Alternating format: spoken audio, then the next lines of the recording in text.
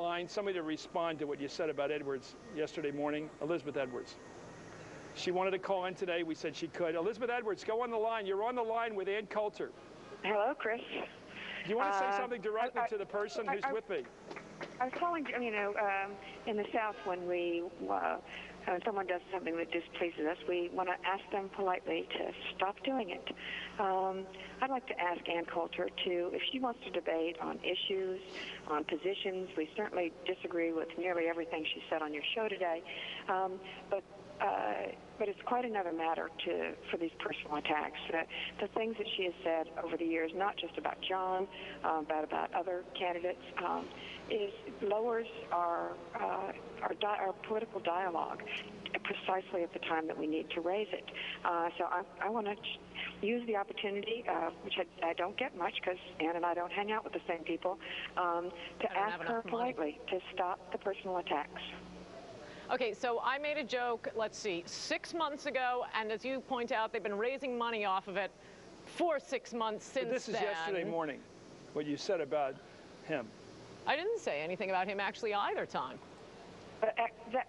And knows, you know that's not true. And what's more, this has been going on for some time. And I don't mind you trying to raise money. I mean, it's better this than giving $50,000 speeches to the poor, just to use my name on the web pages. But as for a debate with me, yeah, sure. I'm asking you politely to stop personal attacks. How about you stop raising money on your webpage then? No, you don't have to, because I don't mind. It did not start with that.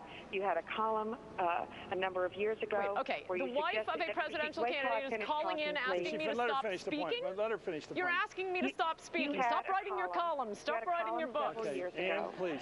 Okay. Which made fun of the moment of Charlie Dean's death and suggested that my husband had a bumper sticker on the back of his car that said, "Ask me about my dead son." This is not legitimate 3 years ago. Dialogue. It debases political dialogue. It drives people away from the process. We can't have a debate about issues if you're using this kind of language. Yeah, why isn't John Edwards making this call? Well, do you want to respond? We'll end this conversation. I haven't talked to John about this call. I think this is just another attempt. I'm making this call as a mother. I'm the mother of that boy who died. My children participate. These young people behind you are the age of my children. You're asking them to participate in a dialogue that's based on hatefulness and ugliness instead of on the issues. And I don't think that's serving them or this country very well. Thank you very much, Elizabeth Edwards. So you have all the time in the world to respond. I think we heard all we need to hear. The wife of a presidential candidate is asking me to stop speaking. No. No, she said you should stop being so negative to people individually. Right, as opposed to bankrupting doctors by giving a shyster Las Vegas routine in front of juries based on science. Wait, you said I'd have as long as I would have, and you instantly interrupt me. As I was saying, doing these psychic routines in front of illiterate juries to bankrupt doctors who now can't deliver babies, and to charge a poverty group $50,000 for a speech. Don't talk to me about how to use language. Elizabeth? Language of hate, and I'm going to ask you again to politely stop using personal attacks as part of your dialogue. Okay, I'll stop writing books. Why do you talk about? If you can't write them without them, then that's fine.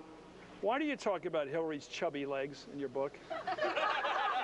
Why do you? I mean, I might fall into the category of personal attacks. I don't know, but why do you do that? Why do you talk about Monica Lewinsky's chubbiness? If she were skinny, would it have been okay? I don't know. Read the sentence. I read the whole sentence. I couldn't feel the context. Well, you'd have to give it to me, and I could explain. Why do you make fun of Hillary's chubby legs? I don't know. You're going to have to give me the sentence. It's in the afterword of your book. I just read it this morning. Well, read the sentence.